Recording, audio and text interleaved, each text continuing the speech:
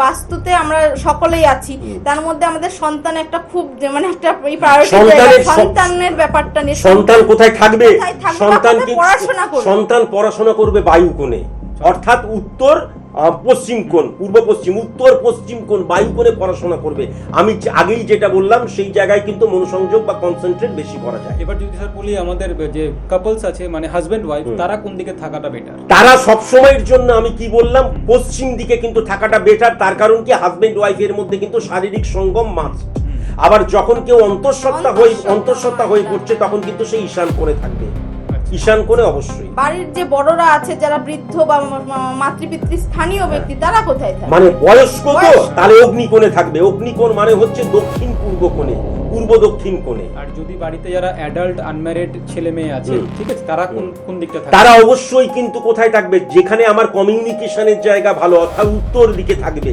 তারা কোনো মতেই কিন্তু পশ্চিম দিকে থাকবে না, তাহলেই তাদের মধ্যে রিপুর হরমোনাল নেগেটিভ ইনফ্লুয়েন্স সৃষ্টি হবে। তাহলে আমরা যদি দেখি যে আমাদের ফ্ল্যাট বাড়ি, এখন আপনি বলছেন, তাই ফ্ল্যাট বাড়িতে ঠাকুর ঘর কোথায় রাখবো আমরা? ফ্ল্যাট বাড়িতে ঠাকুর ঘর ওরকম করে করলে চলবে না। সার্বিক মতে তোমার ছক দ্বারা নৈঋত কোণে, পশ্চিম দক্ষিণ পশ্চিম কোণে। আর টয়লেটটাই বা কোথায় রাখবো? টয়লেটটা যদি একটা টয়লেট হয় তাহলে অবশ্যই কিন্তু সেটা দক্ষিণ কোণে রাখা প্রয়োজন, দক্ষিণ কোণে রাখা প্রয়োজন, বা পশ্চিম কোণেও রাখা যেতে পারে। যদি কখনো দুটো টয়লেট হয় তাহলে দক্ষিণ এবং পশ্চিম কোণে রাখবে, কিন্তু কখনো মানে দক্ষিণ পশ্চিম কোণে রাখবে না। দক্ষিণ কোণে রাখবে, পশ্চিম কোণে রাখবে, দক্ষিণ পশ্চিম কোণে নয়। মানে বুঝতে পারলাম, নৈঋত কোণে নয়, দক্ষিণ কোণে অথবা পশ্চিম কোণে, বা দুটো থাকলে দক্ষিণ কোণে পশ্চিম কোণে। যদি কেউ যেমন মা ছেলে বা বাবা ছেলে যারা মানে একসঙ্গে একই ঘরে থাকে, সেটা স্বামী বহির্ভূত যারা রিলেশনশিপ, তো সেইগুলো তারা মানে বাবা সন্তান, মা সন্তান, এরকম ধরনের একদম পূর্ব, বা ভাই বোনের হতে পারে, হ্যাঁ পূর্ব দিক। আর ভাই বোনের হলে অগ্নি কোণে। ভাই বোন হচ্ছে একদম অগ্নিতত্ত্ব যে জায়গাটা, সেই কোণে, যেখানে ঊর্জার জায়গা কাজ করে, যেখানে সেক্সুয়ালিটি কখনো ঢোকে না। আচ্ছা, যদি বাড়িতে অনেকে কাজ করে, তারা বাড়িতে থাকে, কাজের লোক হিসেবে সাবঅর্ডিনেট, তারা কোথায় থাকে? তারা দক্ষিণ দিকে থাকবে। বাড়ির ব্যালকনি স্যার কোথায় হতে পারে? বাড়ির ব্যালকনি সব সময় পূর্ব দিকে হবে, সব সময়ের জন্য পূর্ব দিক। পূর্ব দিকে হতে পারে, নেক্সট যেটা হচ্ছে সেটা হচ্ছে উত্তর দিকে হবে। আমাদের শোবার ঘরটা কোথায় হবে? শয়ন কক্ষ সব সময় পূর্ব দিকে হতে পারে, কিন্তু শয়ন কক্ষের দরজা কখনো কিন্তু পূর্ব দিকে যেন না হয়, বা ঈশান কোণের দিকে যেন কখনো না হয়।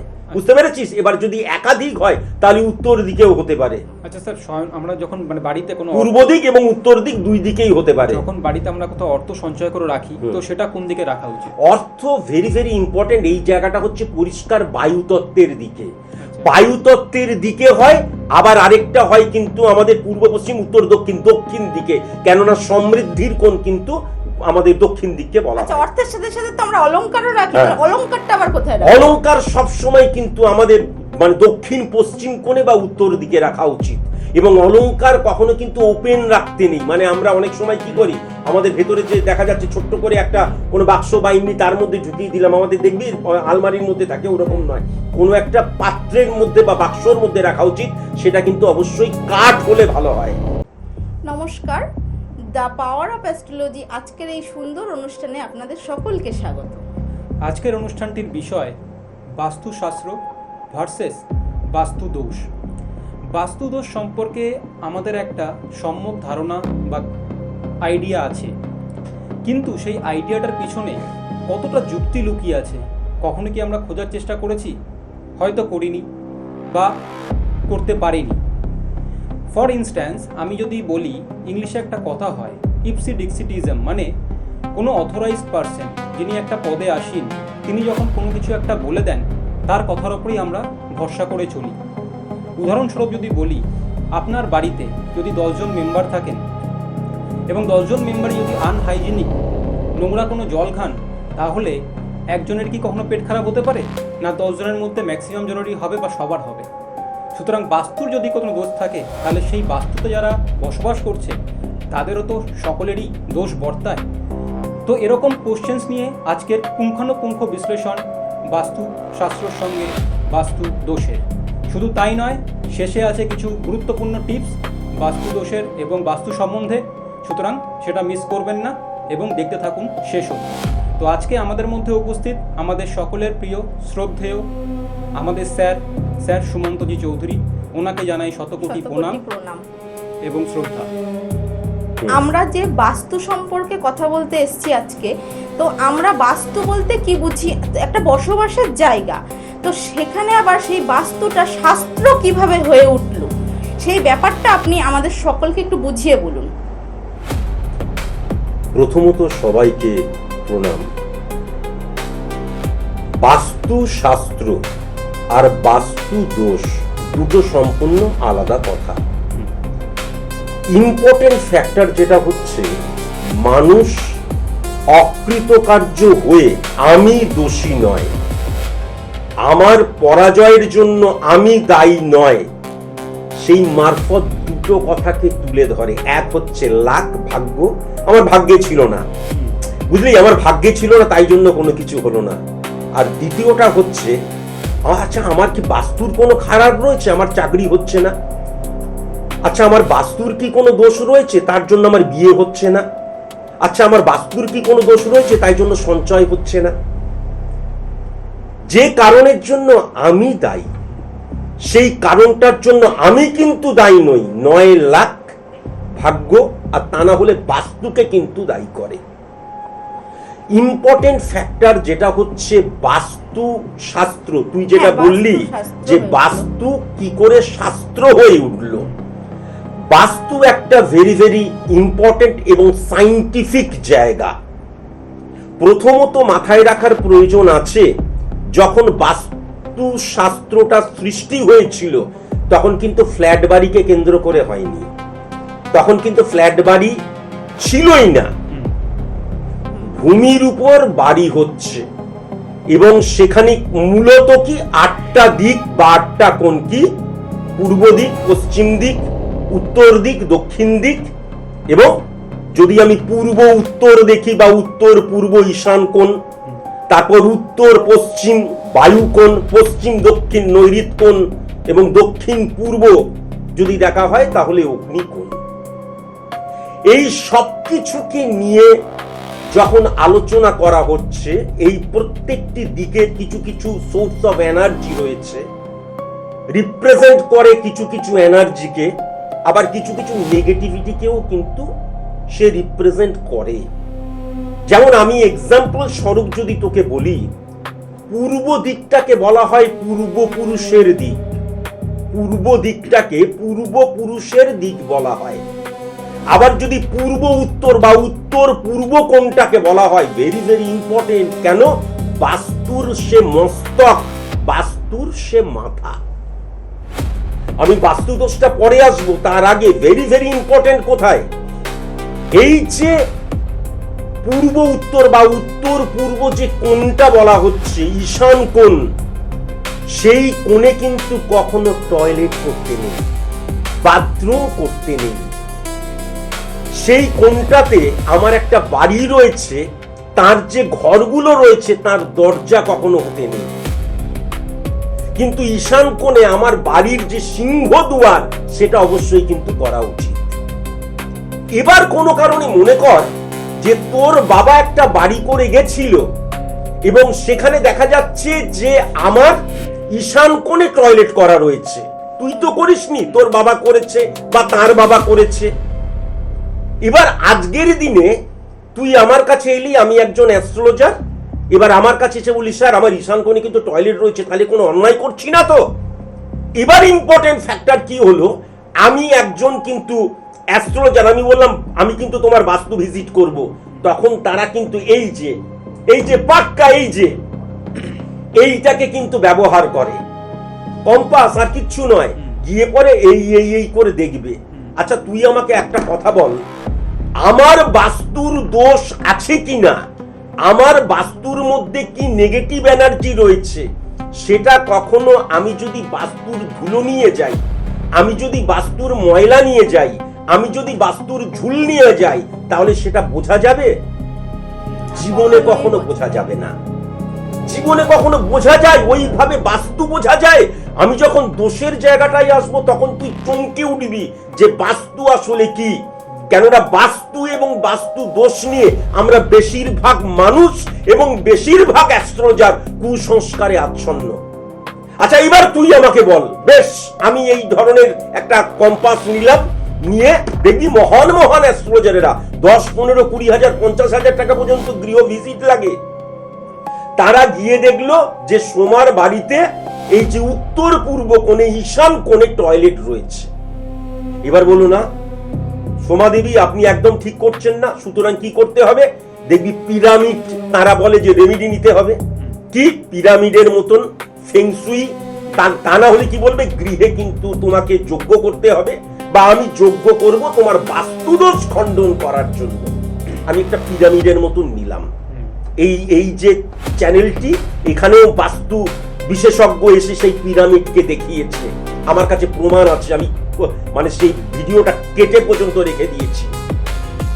সেইটা স্থাপন করতে বললো, ফেংসুই স্থাপন করতে বললো, তোর বাড়িতে যজ্ঞ করতে বললো, তার দ্বারা আমার ঈশান কোণে যে টয়লেটের নেগেটিভ ইনফ্লুয়েন্স সেটা কিভাবে অফ করা সম্ভব।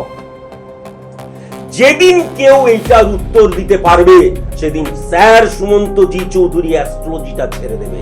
বাস্তু দোষ মানে যদি বাস্তুর দোষ হয়, তাহলে বাস্তুতে যত কজন মানুষ রয়েছে তারা প্রত্যেকেই কিন্তু সেই দোষের আন্ডারে আসতে তো বাধ্য। আমার বাস্তুর মধ্যে যতজন রয়েছে সব দোষের আন্ডারে আসতে বাধ্য। তাহলে ইম্পর্টেন্ট ফ্যাক্টর যেটা হচ্ছে মাথায় রাখার প্রয়োজন আছে, বাস্তু দোষটা কিভাবে সৃষ্টি হচ্ছে এইটা আমি অবশ্যই বলবো। তার আগে ছোট্ট করে একটু জানিয়ে রাখি, সাধারণ মানুষরা বেশিরভাগ জানে না সেটা হচ্ছে পূর্ব দিক। পূর্ব দিকটা কিন্তু আমি আগেই বললাম পূর্বপুরুষের দিক, পূর্ব দিকটা আমি পরপর যদি আসি।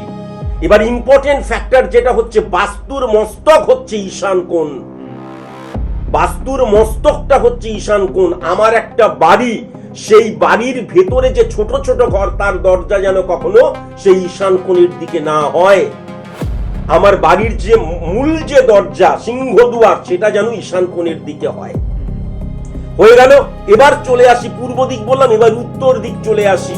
উত্তর দিকটা হচ্ছে বন্ধুত্বপূর্ণ সম্পর্কের দিক এবং কমিউনিকেশনের দিক। উত্তর দিক যখন নেগেটিভ হয়ে যায় তখন সঠিক মতন কমিউনিকেট করা সম্ভব হয় না।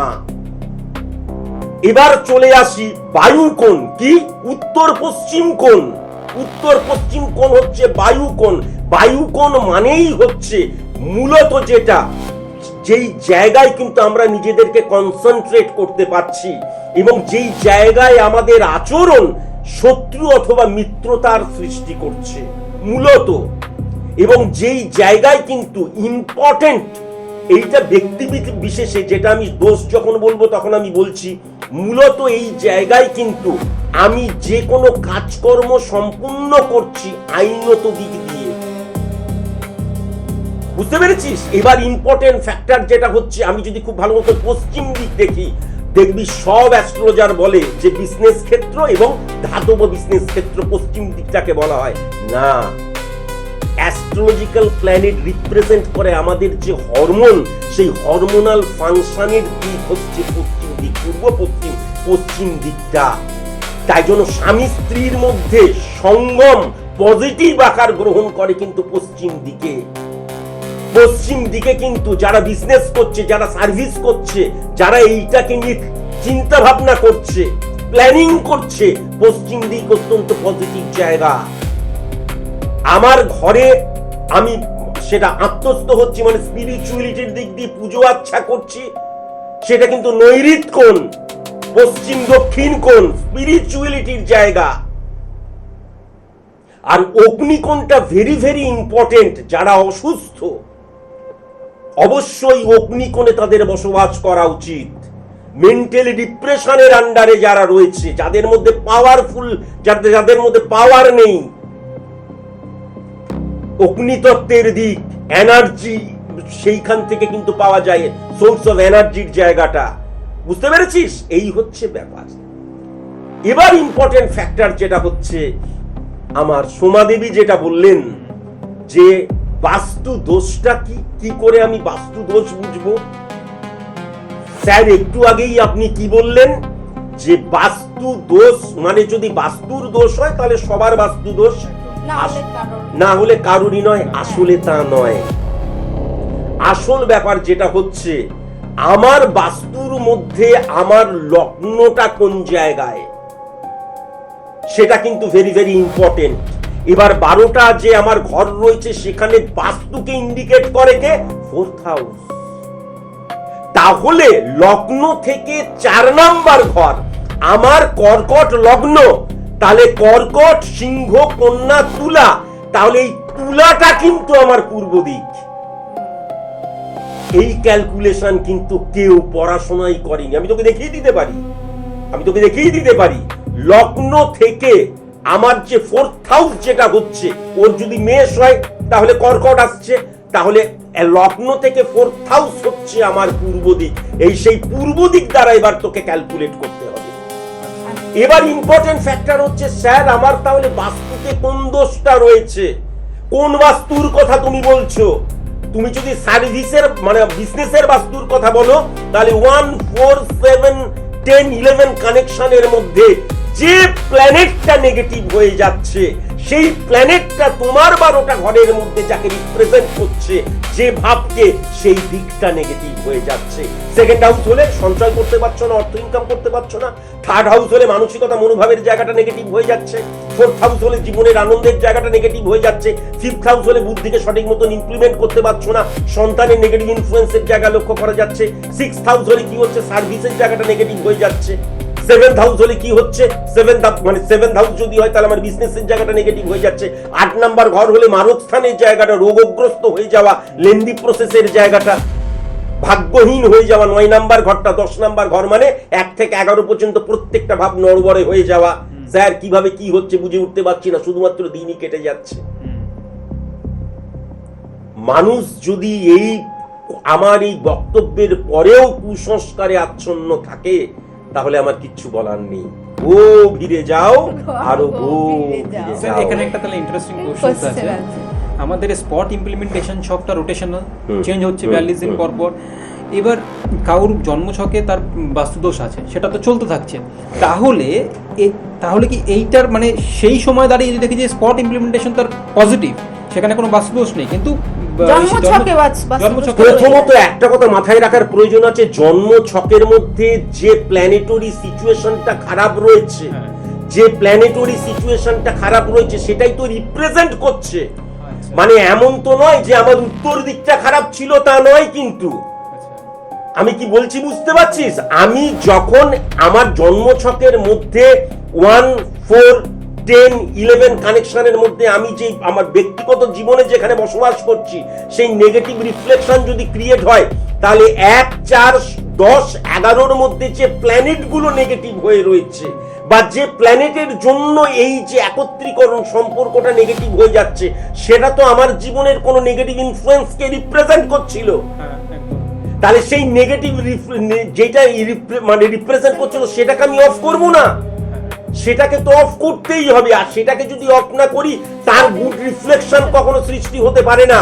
আমি যদি মানসিক রোগের শিকার হয়ে থাকি, তাহলে 42 দিন পর হঠাৎ করে মানসিক রোগ নেই, তা কখনো হতে পারে না। আমাদের যদি শনির নেগেটিভ ইনফ্লুয়েন্স জন্ম ছকে থাকে, তাহলে আমি কখনো নৈতিকতাকে বিশ্বাস করব না, ডেডিকেশন, ডিভোশন, ডিটারমিনেশনকে বিশ্বাস করব না, কর্মকে বিশ্বাস করব না। 42 দিন পর বিশ্বাস করতে শুরু করলাম। আমার শরীরের মধ্যে যদি কোনো রোগ থাকে, সেটা তো সারাতে হবে। যখন আমি প্রেডিকশন করছি, এবং আমার কিন্তু প্রেসক্রিপশনের মধ্যেও জন্মছক এবং স্পট ইমপ্লিমেন্টেশন ছক, জন্মছকে কি রোগটা ছিল, নেগেটিভিটি ছিল, আজকের দিনে সেই নেগেটিভিটিটা কি আকার ধারণ করেছে। আমার যদি কোনো নেগেটিভ ইনফ্লুয়েন্স ক্রিয়েট হয়ে থাকে, সেইটা আজকের দিনে কোন অবস্থায় রয়েছে, তার দ্বারা তো মূলত প্রেডিকশন করা প্রয়োজন রয়েছে। স্পট ইমপ্লিমেন্টেশন ছক তো এমনি পাচ্ছি না। স্পট ইমপ্লিমেন্টেশন ছকটা তুই সৃষ্টি করতে পারবি না তো, কেননা চোখের কর্নিয়া দ্বারা কালপুরুষ ছক সৃষ্টি করা যায়, কিন্তু স্পট ইমপ্লিমেন্টেশন ছক pure science, pure calculation, pure math, সেটা জন্ম ছক দ্বারাই কিন্তু ক্যালকুলেশন করতে হবে। তাহলে আমার জন্ম ছকের মধ্যে আমার যে জন্ম ছক, সেই জন্ম ছক দ্বারা যখন ট্যালি করছি, জন্ম ছকে কোনো নেগেটিভ রিফ্লেকশন সেটা একদম সঠিক হয়ে গেছে কখনো সম্ভব নয়। মঙ্গলের রিফ্লেকশন নেগেটিভ কেন, সেইটা দ্বারা আমাদের রেমিডিয়াল প্রসেস অ্যাপ্লাই করা যাবে না। তার কারণ সেই সিচুয়েশনটা আজকের সিচুয়েশন নয়। তাহলে পরিষ্কার ব্যাপার যেটা হচ্ছে জন্ম ছকে যে নেগেটিভ রিফ্লেকশন নেগেটিভিটি ছিল সেটা আজকের দিনে কি সিচুয়েশন হয়েছে কি অবস্থার মধ্যে রয়েছে সেটা ভীষণ জানা প্রয়োজন রয়েছে। আপনি তো স্পট ইমপ্লিমেন্টেশন ছকের সঙ্গে যেটা জন্মছক তার মধ্যে ট্যালি করছেন বা সেইটা কি করে কানেকশন আসছে কি করে বাস্তুদোষ আসছে আপনি সেটাকে বললেন, কিন্তু যাদের কালপুরুষ ছক আছে সেই সম্বন্ধে যদি একটু বলেন যে কালপুরুষ ছক বেসড অন স্পট ইমপ্লিমেন্টেশন ছক, সেখানে কোনো মতেই কিন্তু জন্ম ছককে ক্যালকুলেশন করা যায় না। আজকের দিনের গোচরগত ট্রানজিটগত অবস্থান, তাহলে তোমার জন্মের সময় কি নেগেটিভিটি ছিল সেটা কিন্তু সেক্ষেত্রে জানা যায় না। কালপুরুষ ছক বেসড অন স্পট ইমপ্লিমেন্টেশন ছক, pure science, pure calculation, pure math. আজ থেকে টিল ডেট তোমার কিন্তু এটা তো আমি দেখিয়ে এসেছি, তোরা তো জানিস 100% অ্যাকুরেট প্রেডিকশন করা সম্ভব। অ্যাকুরেট প্রেডিকশন করা সম্ভব, কিন্তু সেটা মডিফাই হবে 42 দিন অন্তর অন্তর। তাহলে স্যার আপনি যেটা বললেন যে পুরো আমাদের যে ছকগুলি ক্রিয়েট হচ্ছে সেখান থেকে আমাদের নেগেটিভ ইনফ্লুয়েন্স হচ্ছে, তাহলে যে যেটা প্রথমে আপনি বললেন যে বিভিন্ন বাস্তুতে এটা ওখানে থাকলে বা চেঞ্জ হচ্ছে, সেক্ষেত্রে কি আমাদের কোনো নেগেটিভ ইনফ্লুয়েন্স ক্রিয়েট হয় না? প্রথমে ব্যাপার যেটা হচ্ছে যে আমাদের জীবনে প্রত্যেকটি ক্ষেত্রে তোর সামনে কেউ একজন বিমর্ষ হয়ে বসে রয়েছে, তোর সামনে কেউ একজন মনে কর উগ্রতা দেখাচ্ছে, রাগ দেখাচ্ছে, রিফ্লেকশন কাজ করে, রিফ্লেকশন কাজ করে। অবশ্যই যেমন পরিষ্কার পরিচ্ছন্নতা সেটাও কিন্তু শনি রিপ্রেজেন্ট করে, শুদ্ধ পরিষ্কার পরিচ্ছন্ন বস্ত্র পরা বৃহস্পতি রিপ্রেজেন্ট করে। আমি আমার বাড়ির মধ্যে দেখা যাচ্ছে সুন্দরভাবে একটা লাইব্রেরি করেছি, বুধ রিপ্রেজেন্ট করে। শয়ন কক্ষে কখনোই কিন্তু ঘোড়া দৌড়চ্ছে উচিত নয়, এর পেছনে পুরোটাই কিন্তু মেন্টালিটি কাজ করে, মানসিকতা কাজ করে, কেননা সেটা আমাদের বিশ্রামের স্থান। বুঝতে পেরেছি? সেটা কিন্তু আমাদের বিশ্রামের স্থান, এটা মাথায় রাখার প্রয়োজন আছে। আমি যখন রাত্রিবেলা শুচ্ছি লাল আলো জ্বালিয়ে শুবি, একদম ইজিয়েস্ট, তুই আজকে গিয়ে দেখবি ঘুম আসতে চাইবে না যতই টায়ার্ড হোস। আর তুই আজকে সবুজ আলো, নীল আলোর চাইতেও সবুজ আলো, তাই জন্য গ্রিন রুম বলা হয়।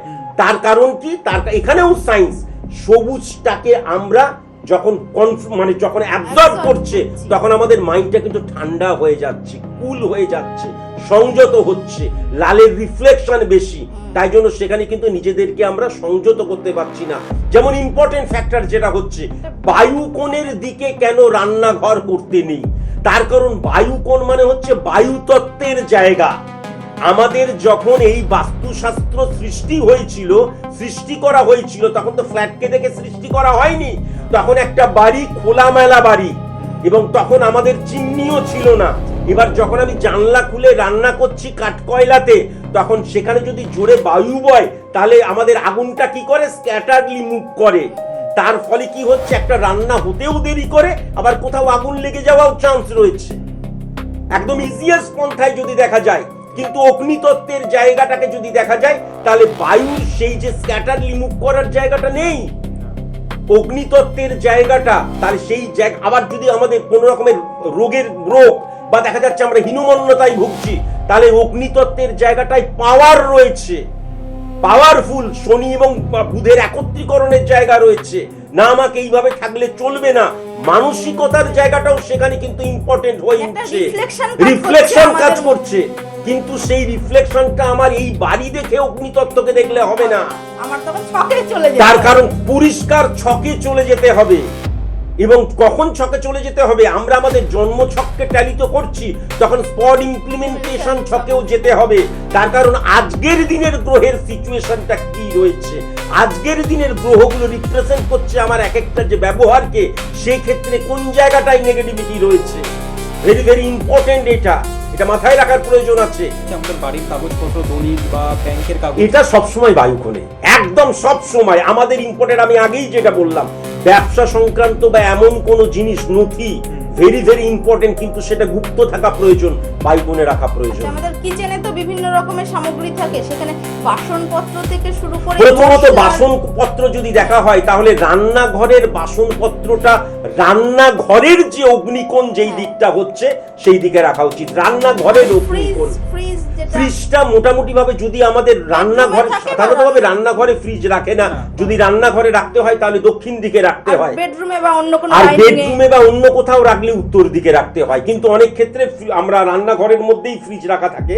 আর গ্যাস ওভেন বা গ্যাস ওভেন ওভেন অগ্নিতত্ত্বের জায়গায়, অবভিয়াসলি অগ্নিতত্ত্বের জায়গায় গ্যাস ওভেন রাখা উচিত। বাড়িতে যে টেলিভিশন বা ল্যাপটপ এগুলো নিয়ে কাজ করা হয় বা টিভি দেখা হয়, তো এই জিনিসগুলো কোথায় থাকা দরকার? সেটা হচ্ছে দক্ষিণ দিকে অথবা উত্তর দিকে রাখা উচিত। আচ্ছা হ্যাঁ। মানে উত্তর দিকে রাখা উচিত সেটা হচ্ছে যেটা আমি দেখছি, মানে খবর দেখছি, মানে অর্থাৎ টেলিভিশন, আর যেখানে ল্যাপটপে কাজ করছি সেটা কিন্তু দক্ষিণ দিকে আর রাখা যারা উচিত। যারা ব্যবসা করছে তারা তো একটা মানে লকারের মধ্যে টাকা রাখে, মানে ক্যাশ cash বাক্স, দিয়ে, যেটা cash এর জায়গাটা ক্যাশ কোথায়? বাক্সটা আমরা cash box কোথায় কোথায়? তারা প্রথমত হচ্ছে আমার যে বিজনেস ক্ষেত্র তার দক্ষিণ দিকে, কিন্তু আবার বললাম সমৃদ্ধির জায়গা, আচ্ছা। আমি যেখানে বিজনেস করছি তার দক্ষিণ দিকে কিন্তু ক্যাশ বাক্স রাখার প্রয়োজন। আর স্যার বলছি যে লাস্ট যে কোশ্চেন সেটা হচ্ছে আমাদের যে আয়না থাকে, মিরর থাকে, আয়না বেডরুমে রাখা উচিত কি উচিত? আমি আগেই যেটা বললাম, আয়না তুই বেডরুমে রাখতে পারিস, কিন্তু বিছানায় বসে বা বিছানায় শুয়ে যেন সেই আয়নাকে যেন না দেখতে রাখা পাওয়া যাবে, যায়। বিছানায় না দেখা গেলে বিছানায় না দেখা গেলেই হলো। আর সবচেয়ে ইম্পর্টেন্ট ফ্যাক্টর যেটা, আয়নার রিফ্লেকশন যেন জানলা থেকে আসে। মানে যখন সকাল হচ্ছে, ভোর হচ্ছে, এর পেছনে সায়েন্স রয়েছে, পরবর্তীকালে বোঝাবো, তার আলোটা গিয়ে যখন পড়ছে সেই রিফ্লেকশনে কিন্তু আরো বেশি আলোকিত হয়ে উঠছে এবং সকাল হয়ে গেছে, এবার তুমি ঘুম থেকে ওঠো, জাগো, সেটা কিন্তু বোঝাচ্ছে। কিন্তু বিছানায় শুয়ে বা বিছানায় বিছানায় উঠে বসলাম বা শুয়ে রয়েছি, ডাইরেক্ট যেন কখনো আয়না না দেখতে পাওয়া যায়। তো এটুকুই বলবো আজকের মতন। ধন্যবাদ।